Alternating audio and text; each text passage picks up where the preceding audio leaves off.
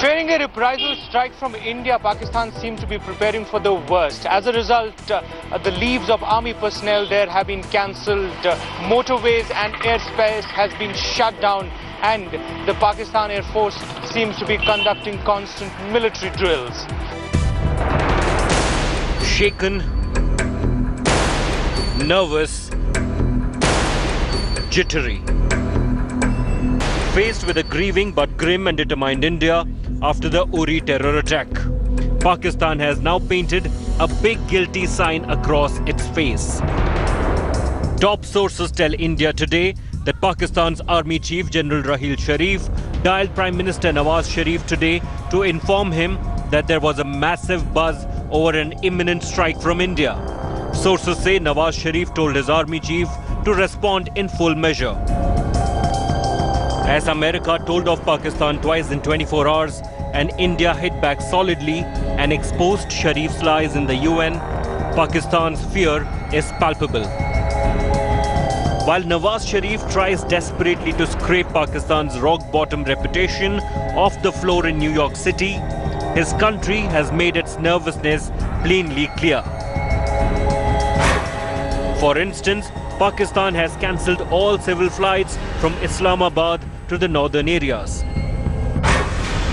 The Pakistan Air Force has been placed on operational standby to retaliate very quickly. Finally, Pakistan has closed off several motorways which it could use as airfields in the event of a conflict with India.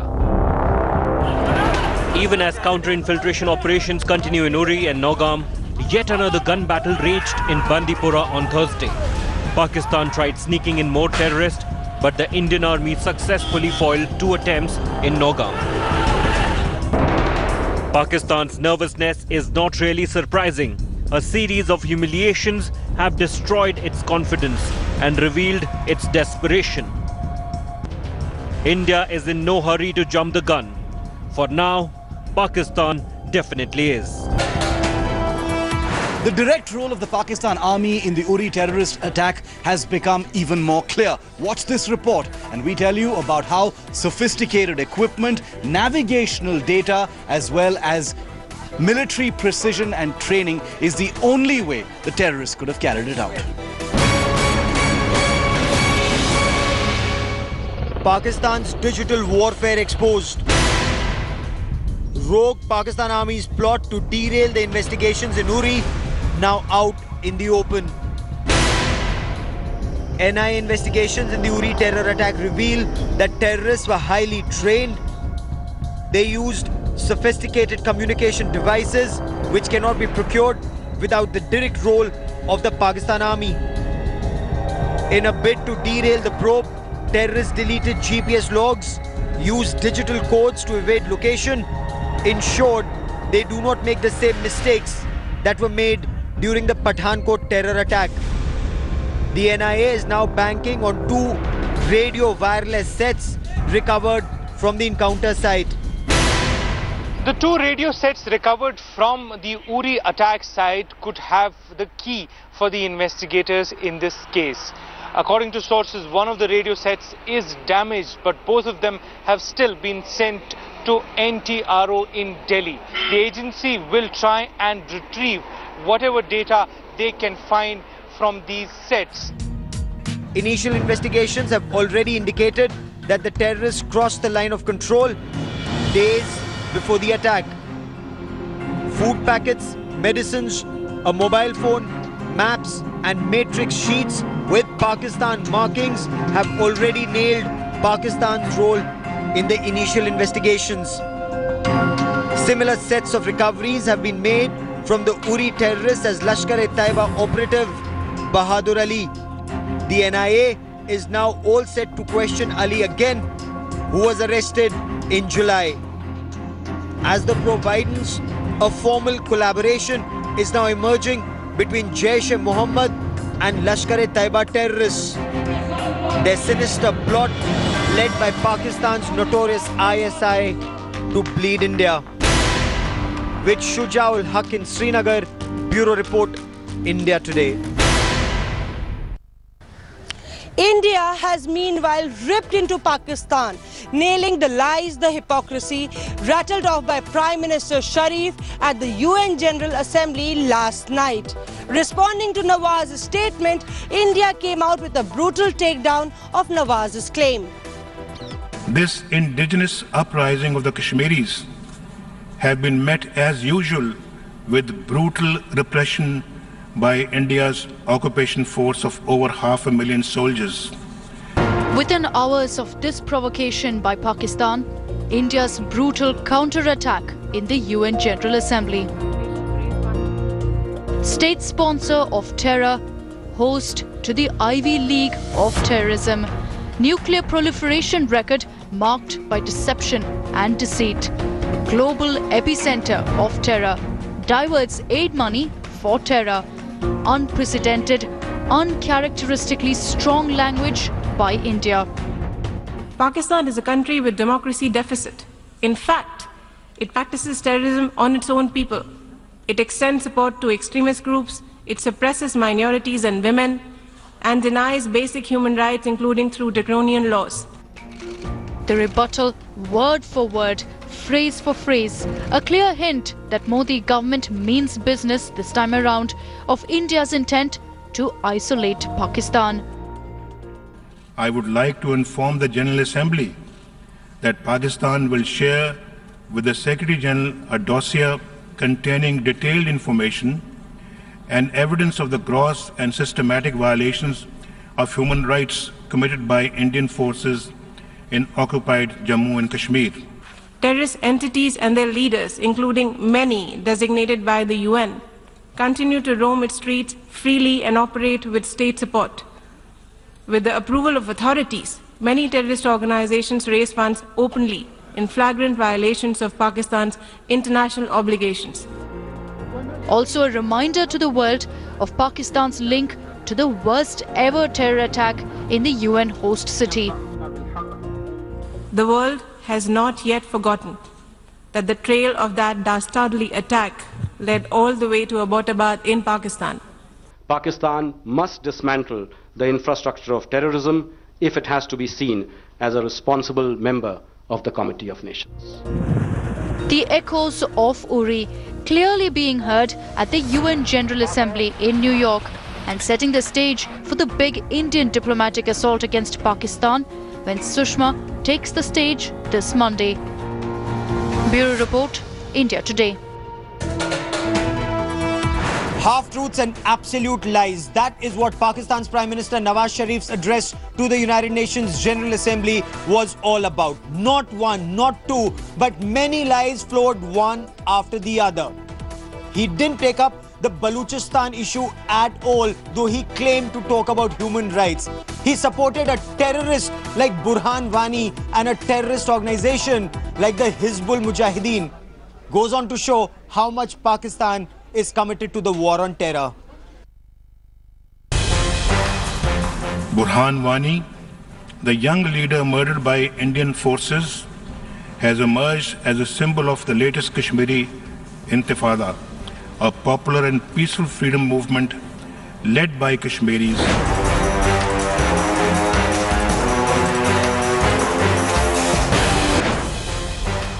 Innocent Kashmiri children, women and men who have been killed, blinded and injured on behalf of the Pakistani nation. I demand an independent inquiry.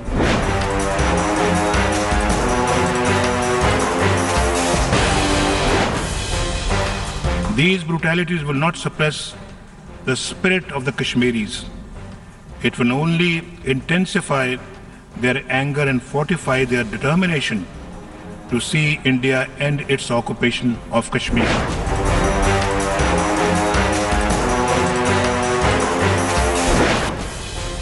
Confrontation should not be our destiny in South Asia. Pakistan wants peace with India. We have gone the extra mile to achieve this.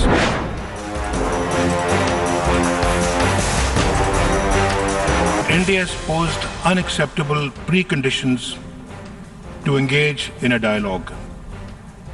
Let us be clear. talks are no favor to Pakistan.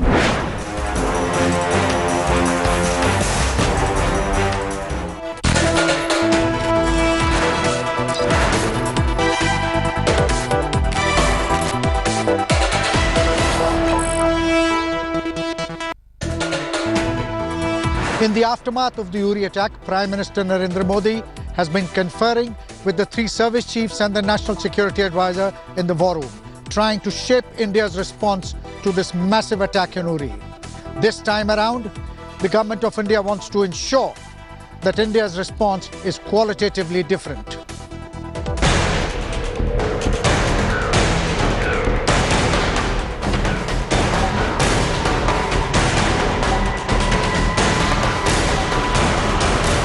This is the 3rd time when Prime Minister Narendra Modi came to War Room, Army Headquarters, South Block to get first-hand experience of our military preparedness.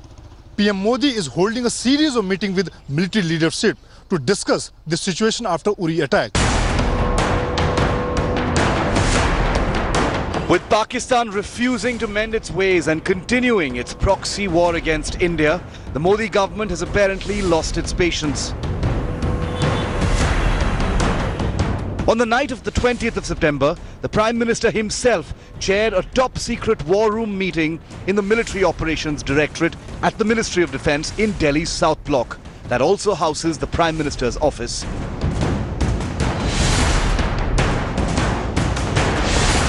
The Military Operations Directorate is the top command and control room where war is planned and our enemies monitored.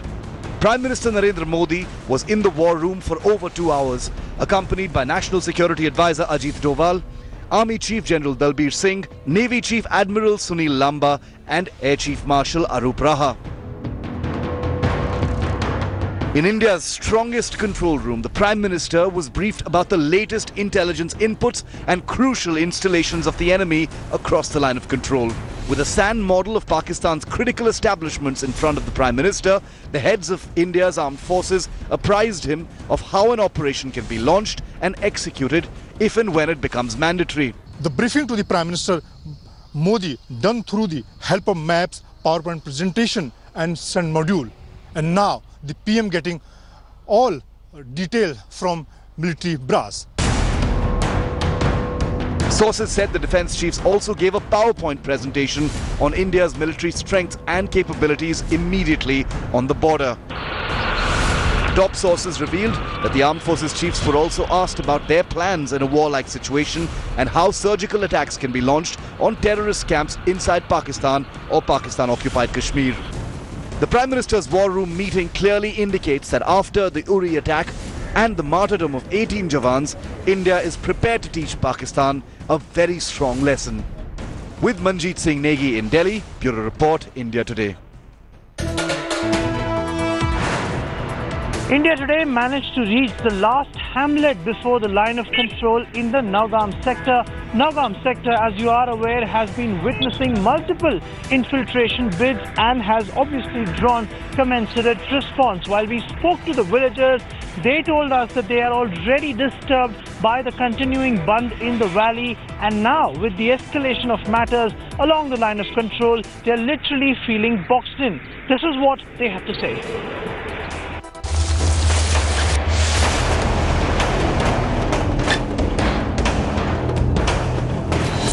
For the past few days, the stillness of this serene valley has been punctured by gunshots and loud explosions.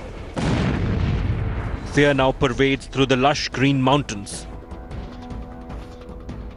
India today reached this restive area to get a first-hand account of the situation here. We are in Patwari, Naugam, and this road further ahead leads to the line of control. In fact, when we were traveling, we were stopped by the army because beyond this village, there is no civilization whatsoever. So why are we here? We are here because this is the last village on the Indian side before the line of control starts. At a time when India and Pakistan are coming closer in confrontational terms, we're here to understand from the people of this village just how do they believe their lives have been affected and will be affected in case escalation takes place. Living under the shadow of fear are farmers, potters and small retailers, staring at an uncertain future. डर खौफ है sir, कब लड़ाई हो जाए कब न हो जाए. Men and children walk past military post in eerie silence. Life has turned upside down for the villagers who continue to suffer collateral damage from terror intrusions. जो लोग हैं वो बर्बाद हो गए सर, है ना. उन्हें कमाने का कोई जरिया नहीं. जो बच्चे थे उनकी पढ़ाई जो वो दिन पर दिन हो रहा है, नुकसान हो रहा है. सर आप लोग हमारा मेन मुद्दा जानने के लिए आए हो सर. हमारा मेन मुद्दा यह है कि हम देहात एरिया के रहने वाले हैं सर. हमें कोई भी किसी तरह की भी गवर्नमेंट से कोई सुविधा नहीं है सर, क्योंकि हम लोग बहुत पीछे हैं सर. अगर गवर्नमेंट की तरफ से कुछ आता है हम तक कभी पहुंचता नहीं sir. But the repeated infiltrations and attacks can't go unpunished. That the villagers are certain of. हर दिन हमारे 10-10 जवान मर रहे हैं. ये हम नहीं सह सकते. ये हमें सबसे ज्यादा मुश्किल हो रही है. Frightened for their lives, all that the villagers seek is peace. जंग तो कोई भी नहीं चाहता है. जंग से क्यों करनी है? बातचीत के जरिए तो कोई भी मसला हल हो सकता है, लेकिन बातचीत होनी चाहिए कि जो सबके लिए मुनासिब हो. For villagers here, gunshots and encounters are a normal way of life. A way of life they are certain they can do without. With Jugal Purohit reporting from Patwari, Naugaon in Jammu and Kashmir, Bureau Report, India Today.